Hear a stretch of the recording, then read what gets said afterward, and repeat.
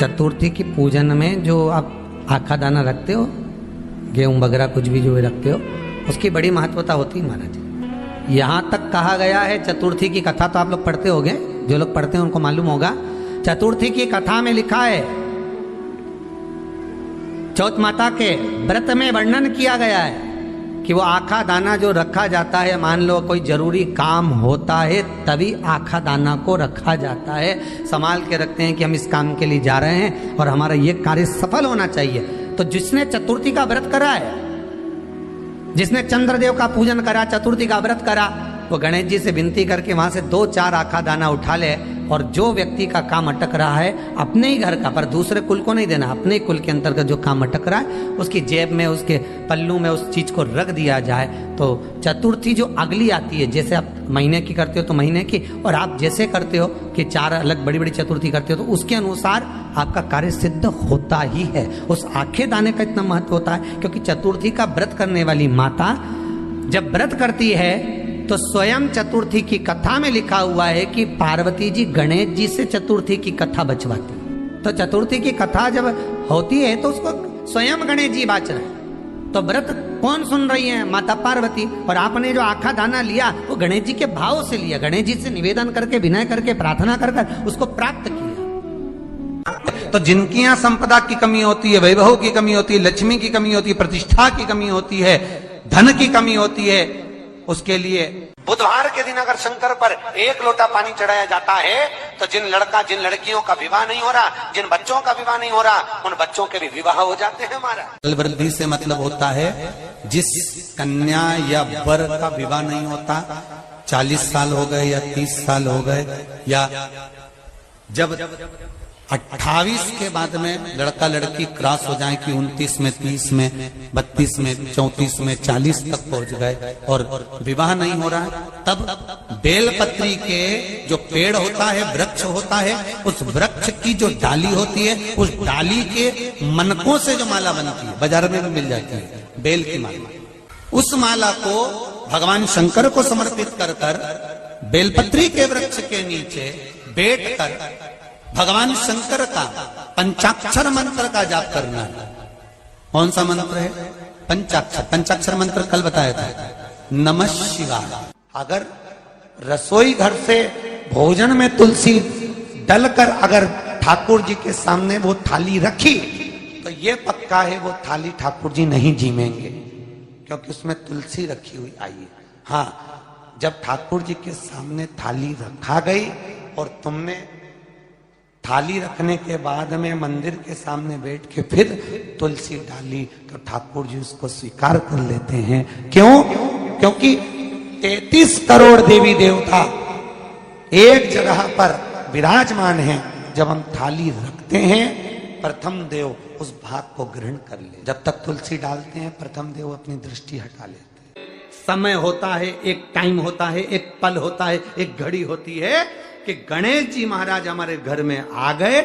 गणेश जी की सबसे पहली जो आरती हो, उस आरती के समय पर अगर धूप बत्ती जलाई जाए या गोबरी को जलाकर उसमें गूगल छोड़ी जाए और गूगल छोड़ने के बाद गणेश जी का नाम ध्रुम वर्ण कह दिया जाए तो गणेश जी को तुम्हारे घर की पूजा स्वीकार करना पड़ती है। बस वो समय हम जानते,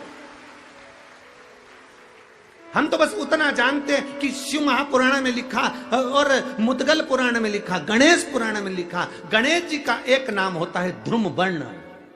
क्या नाम है?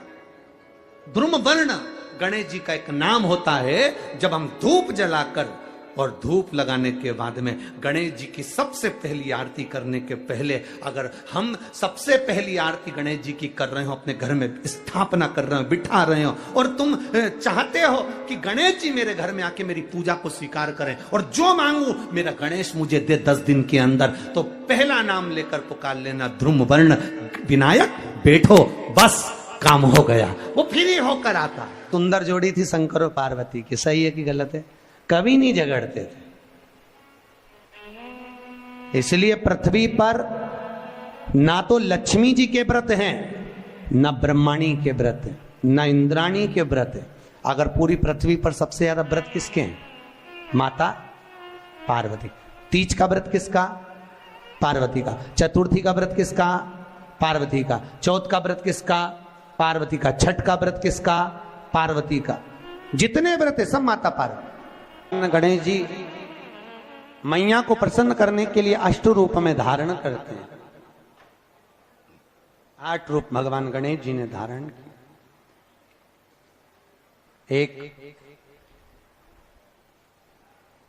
मयूरेश्वर गणेश, दूसरा सिद्धि विनायक, तीसरा बल्लालेश्वर, फिर वरद विनायक, फिर चिंतामणि, फिर गिरजात्मज, फिर भगवान गणेश विघ्नेश्वर अष्ट विनायक, फिर महागणपति। ऐसे गणेश जी के 8 नाम हुए। उस समय तिजोरी के अंदर जो गणेश की प्रतिमा रखी जाती है किस नाम से रखी जाती है? तो तिजोरी में हम जो गणेश की प्रतिमा रखते हैं वो वरद विनायक के नाम से रखते हैं। कौन सा गणेश? वरद। वरद विनायक के नाम से तिजोरी में गणेश रखते हैं। और वरद विनायक के नाम से गणेश जी तिजोरी में रखाते हैं। आपको कथा में कहा था घर में सीधी सूंड का गणेश और व्यापार व्यवसाय ऑफिस में उल्टी सूंड का गणेश होना चाहिए। वरद विनायक को तिजोरी में। जब मकान का गृह प्रवेश होता है तो गणेश जी की पूजन जो दरवाजे पर करी जाती है उसे सिद्धि विनायक गणेश कहते हैं। कौन सा गणेश? सिद्धि विनायक।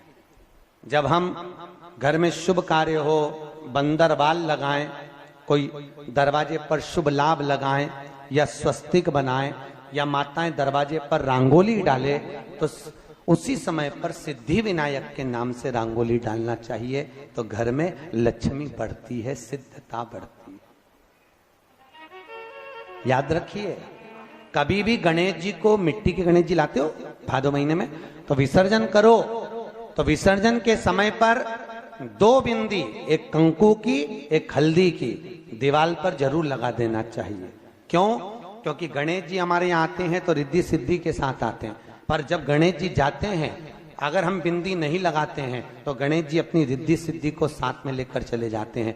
पति के साथ पत्नी वापिस चली जाती है। जब हम बिंदी लगाते हैं तो उसका मतलब होता है कि हमारे घर की बहू हमारे घर में रहे, बेटा भले भ्रमण के लिए जाए। तो गणेश जी जाते हैं, रिद्धि सिद्धि घर में रह जाती है। इसलिए रिद्धि सिद्धि को घर में रखने के लिए 2 बिंदी लगाना चाहिए, एक कुंकू की एक हल्दी। रिद्धि सिद्धि। गणेश जी की प्रियता है दुर्वा। क्या प्रियता है? दुर्वा। कितनी दुर्वा गणेश जी को समर्पित करी जाती है? मात्र 5। कितनी? आज के जमाने में लोग गट्ठा बनाकर चढ़ा दें, वो अपनी जगह पर 5 दुर्वा पंचम इंद्रियों को वश में करने के लिए और भगवान के 5 जो स्वरूप हैं उनको अपने भीतर उतारने के लिए 5 दुर्वा। और दुर्वा में भी 3 गांठ। जब दुर्वा समर्पित करी जाती है तो उसमें नीचे दुर्वा की डंडी पर गांठ रहती है, 3 छोटी छोटी गांठें होना चाहिए। चतुर्थी का जो व्रत करने वाली होती हैं, जो चतुर्थी का पूजन करने वाली होती हैं, उनके भीतर का एक भाव होता है कि जैसे ही शाम का समय आए चंद्रदेव का पूजन करें। चंद्र जब प्रकट हो जाए, कलश भर लिया, उसके नीचे आखा दाना रख दिया, चावल गेहूं जो भी आप रखते हो पूजन के लिए, ऊपर पात्र आदि रख दिया, जलाशय, फिर अपन ने घी का दिया लगाकर पूजन भी कर ली। तो जो चतुर्थी का पूजन करने वाली होती है, जो चतुर्थी का नियम व्रत धारण करने वाली होती हैं, बड़ी बड़ी चतुर्थियां करती हैं या उसका नियम धारण करती हैं, तो चतुर्थी का जो पूजन करती है वो किस चीज के लिए होता है? केवल संतान, पुत्र, परिवार, हमारा कुटुंब, हम जिस कुल में हैं, हमारा कुल वैभव की ओर बढ़े, संपदा की ओर बढ़े और उसकी आयु बढ़े, उसकी आयु बढ़े, वैभव बढ़े। बहुत ध्यान दीजिएगा महाराज। चतुर्थी की पूजन में जो आप आखा दाना रखते हो, गेहूं वगैरह कुछ भी जो रखते हो, उसकी बड़ी महत्वता होती है महाराज। यहां तक कहा गया है, चतुर्थी की कथा तो आप लोग पढ़ते होंगे, जो लोग पढ़ते हैं उनको मालूम होगा। चतुर्थी की कथा में लिखा है, चौथ माता के व्रत में वर्णन किया गया है कि वो आखा दाना जो रखा जाता है, मान लो कोई जरूरी काम होता है तभी आखा दाना को रखा जाता है, संभाल के रखते हैं कि हम इस काम के लिए जा रहे हैं और हमारा ये कार्य सफल होना चाहिए। तो जिसने चतुर्थी का व्रत करा है, जिसने चंद्रदेव